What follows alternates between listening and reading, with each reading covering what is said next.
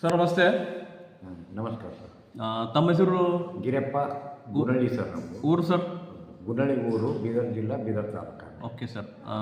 Sir ತಾವು ತಮ್ಮ ಹೊಲದಾಗ ಏನಪ್ಪ ಅಂದ್ರೆ ಅಲ್ಲ ಬೆಳೆದಿರಿ ಸರ್, ಶುಂಠಿ? ಹೌದು ಸರ್, 1 ಎಕರೆ ಶುಂಠಿ ಬೆಳೆಸ. 1 ಎಕರೆ ಶುಂಠಿ ಬೆಳೆದಿರಿ.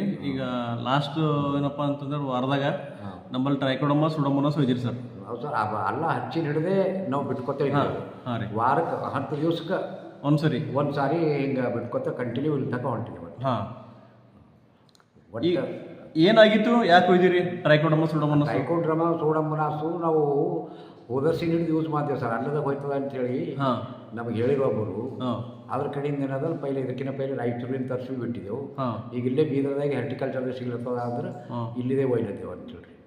ಅದೇ ಭೂಮಿಯಾಗ ಕೀಟಾಣುಗಳು ಸಾಯ್ತಾವ ಅಂತ ಗುರುತಾಗಿ. ಅದೇ ಈಗ ರೋಗ ಏನು ಬಂದಿತ್ತಲ್ಲ, ಅದು ರೋಗ ಹಾಕೋದ್ರಿಂದ ಏನಾರ ಕಂಟ್ರೋಲ್ ಬಂದದ ಹೆಂಗ? ಅಲ್ಲಿಗೆ ನಿಂತದ ಸರ್. ಒಂದು ಟೋಟಲ್ 7-8 ಗಂಟೆಗೆ ಆಗಿತ್ತು. ಹಾಂ ರೀ. ಅದು ಅಲ್ಲಿಗೆ ನಿಂತದ ಅಂತೇಳಿ. ಹಾಂ. ಅದು ಥೋಡೆ ಬ್ಲೀಚಿಂಗ್ ಪೌಡರ್ನ ಹಾಕಿದೆವು. ಅದ್ರ ಬಾದ್ ಸೋಡೋಮೋನಾಸು ಟ್ರೈಕೋಡರ್ಮಾ ಬಿಡ್ತಾ ಇದ್ದೇವೆ.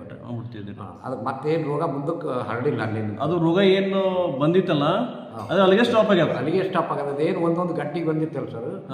ಒಂದು ಹೊಲ ತುಂಬ 1 ಎಕರೆದಾಗ 20 ಗಂಟೆಗೆ ಬಂದಿರ್ಬೋದು. ಅದಲ್ಲೇ ಸ್ಟಾಪ್ ಆಗ್ಯದ ಅಂತೇಳಿ. ಇದು ಇಸ್ತಮಾಲ್ ಮಾಡೋದ್ರಿಂದ ಅಲ್ಲಕ್ಕೆ ಒಳ್ಳೇದಂತೀರ? ಹಾಂ, ನಮಗಾರ ಒಳ್ಳೇದು ಅನ್ಸತ್ತದ ಸರ್. ಹಾಂ.